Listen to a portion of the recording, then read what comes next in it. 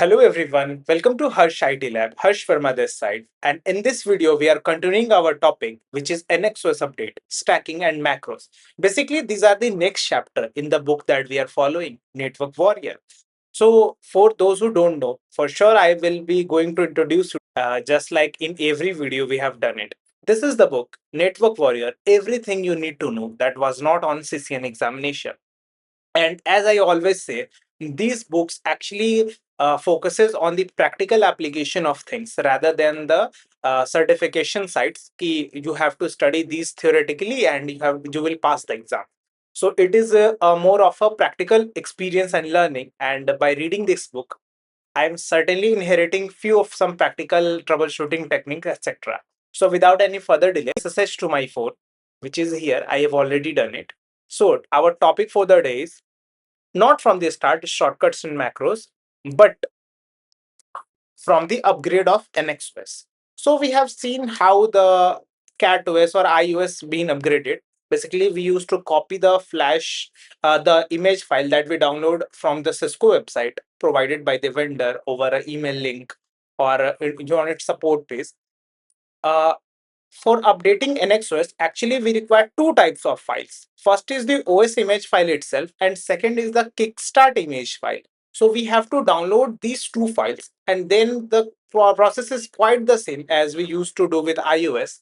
We have to copy through the TFTP or the flash drive to the boot flash placeholder, which is present inside the switch. So we have to copy that file over there, and then we have to make the switch in order to boot through that image.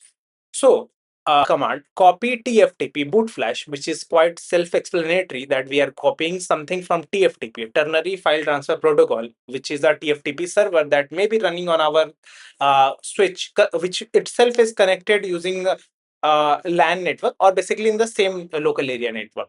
Now, source file name, which will be this. This is the file name. This is one of the exemplary file name that is named in the book. Now, make sure to select the management VRF. So this is the thing that we did not use to care until we were using iOS. Because Nexus OS loves to keep the segregation between control and data plane separate and the management zero interface, which is a part of management VRF. So we have to set the context of the management VRF in order to upgrade the switch. If no input is given, the current VRF, which is default, is considered, but we have to change it by management. Then after that, we have to enter the host name for the TFTP server. This may be a server line, or this server may also be a switch, which we have a stored image over that memory, so we can also use that. But a TFTP service must be running on that switch. If your switch supports OpenStack networking, which is basically a Linux system, there may be options to use that as a TFTP server as well. And finally, once the image is downloaded, we can verify its incompatibility by running compatibility system and the image name. So basically, it also provides a checksum message or verification message. So no error image will be installed or loaded on the switch. So it may corrupt our network. And yes, because NXOS keeps everything segregated, there may be scenario that we may not require a full upgrade. So basically, no downtime. But it's a single scenario. There may be a scenario in which an upgrade is required. So we will look both of them. Okay.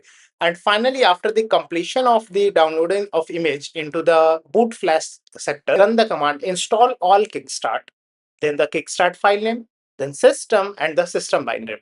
Basically, we have to repeat these steps two times in order to get a system image binary and a kickstart image binary. For those who are interested to know what a kickstart image binary is, please Google it. Actually, till now, I have not. If I had, I must have already told you what it is about.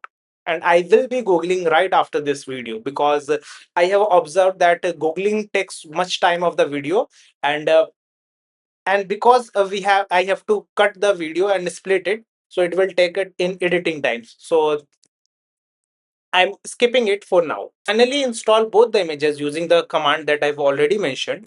And an upgrade can be disruptive or non-disruptive. A disruptive means a switch requires a full restart. While non-disruptive means only the management plane side of things will be restarted, for switch will not be managed for a few moments or few minutes depending on the type of update. But our data plane traffic will not be hampered in a non-disruptive update. And then suggestion about the reboot router switch in case of disruptive update. So before restarting, actually switch make us aware that it needs to be restarted. And if we permit it, then it will restart and it will hamper our network data traffic until the time of the update. Now, the next topic will be stacking. And I feel like I've already covered the stacking a little bit.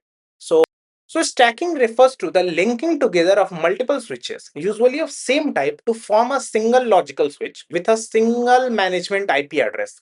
So stacking has a story for me to tell. So let me tell you. For the first time, when I was employed as a network engineer in I2K2, you must have watched my few videos of mounting switches, even a Dell N something model which was need to be upgraded, which I did, and I make a video for it. You can watch it on my channel. So basically, my first project at the I2K2 was to understand how stacking works, and actually, I have given two or three 3850 Catalyst 3850 switches by Cisco with a stacking cable and a power sharing cable. So at that time, I was very confused what to do with this kind of cable. And these cables were very different, oddly shaped. It's kind of an SFP cable, but the size of which is like 2 or 3 inches. So it was a very large SFP kind of cables, which will going to be plugged at the back of the switch. And the cables that is going to be plugged is crossed in X manner. So the first cable will go into switch 2, the cable from switch 2 will go into switch 3, and the cable from the switch 3 will go into switch 1. So it's make kind of a ring topology there. So this was my very first experience in a stacking. I do believe that I have a video somewhere, but it may not be, so I cannot guarantee that I will upload that. But it was my first thing works, which is quite itself a very large topic to cover, and I've just earned my CCNA, so I was not aware of how physically stacking works. I've just only learned it theoretically. So as of now today, I'm also sharing it the theoretical way. How does it work? The SFP port present on the front side of the switch. So basically, I was doing the stacking in another way. It's a Cisco proprietary cable, but the stacking that we are going to study here is a different type of stacking. Basically, there are multiple types of stacking. We have VSS switch stack, VSS single stack, and even VPC is a form of stacking. Not exactly, but it's a form of stacking. So it is one of it uses the SFP ports present on the front side of the switch, and that is called stacking GBIC. I must have written somewhere the full form of GBIC. Wait for a few seconds. This reduces the number of high-speed interfaces which may be used for providing faster uplink and limits the backplane I/O so that the interface speed usually 1G or 10G depending on the switch model. So if we are using the usable interfaces for stacking, certainly it will reduce our usable interfaces because it will transfer data between switches. Okay, has a this kind of drawback. It uses a special stacking cable, the one that I am telling you of the example of, that connects back of the switch, freeing up the usable number of port and providing backplanes starting from the 32 Gbps. 32 port switch, the 32 Gbps bandwidth. If every port comprises of 100 MB or 1 gig, 32 Gbps itself is a very large and what to say fulfilling capacity. And after stacking, the interface number of the switch is represented like interface type, stack member, module, and port number. We will see that in example. And the following commands are helpful in case of stacking. We only have written two commands. Show switch detail will show that which member is the leader of the stack, which is called the master of a stack, and the rest are the slaves. And finally, we can also renumber the switch. For example, if you want the second or other switch to be master, we can name it as switch 2, which is the prior existing number, and renumber as 1, and the 1 number will become master. And finally, the last topic for this video is shortcuts and macros. uh, we can define a series or number of interfaces as per the use case under a single name.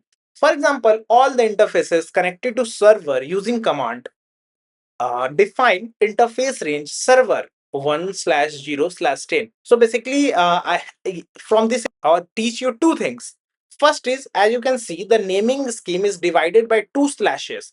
The first value, which is G1, it represents the stack member. For example, if we have a stack of three switches, the first switch will have this value of interface G1.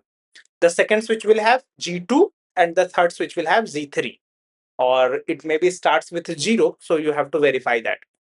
0 is the module name, because every switch is modular in nature. Some allows you to add module, or some comes with predefined set of module. So from the OS architecture point of view, because as if you're using Windows PC and you open task manager, you can see that the CPU has a single socket.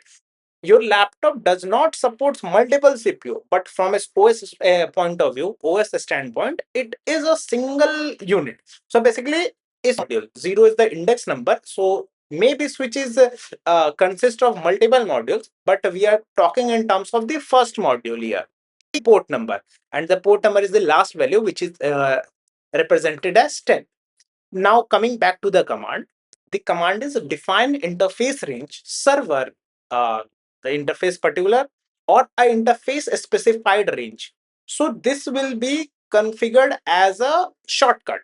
So example, for the following interfaces, we will define as a macro of servers. So all this, then we don't have to type all these interfaces manually. We can simply type the interface servers. How to use it? Actually, I must have written some example over here. For example, macro name set server ports. Then this value will represent all these interfaces which we have defined in the previous command. Also supports a feature called a smart port macros. It is a different thing, which is are the series of commands which is used to perform a regular configuration. For example, for every server that we are running on or connecting our switch has a particular information. For example, we are using trunk port, we are using some particular VLANs attached to that. In order to automate the things that we manually used to do, we can simply pass a macro and it will apply all those commands which we have stacked prior. So how to do that? Let's see. So we first have to define a macro with the command macro nodes. Okay. Next, enter the macro command one per line and end with the character at the rate. Basically, at the rate is a delimiter character. Delimiter basically states that from where the things is started and where the things ends. For example, after entering the command and ending with at the rate, we can apply the predefined macro by using macro apply and the name of it, which we have set as set server port. And when applying a macro, it generally does not generate output of the indication of the completion. Trace keyboard fixes that. Because if we have added multiple lines and we want to know whether our lines fail to somehow execute, we want some feedback from it. And in order to get feedback, we can using macro trace set server port. Then it will provide some descriptions whether the command has been applied or not. Now description, and we can also add description that what this is macro all about. So we can when someone or some next person is viewing the macro, what command it is doing, it we can he can see our comment. It's kind of a comment in a code. And finally, macro, we can use the command show parser macro brief, which is an in brief explanation of the macro, while the show parser macro name will represent complete details of a particular selected macro. And this is it for this video. And I hope you will join the next one in order to get some study about the link. So that's it. Thank you for joining. Thank you for watching.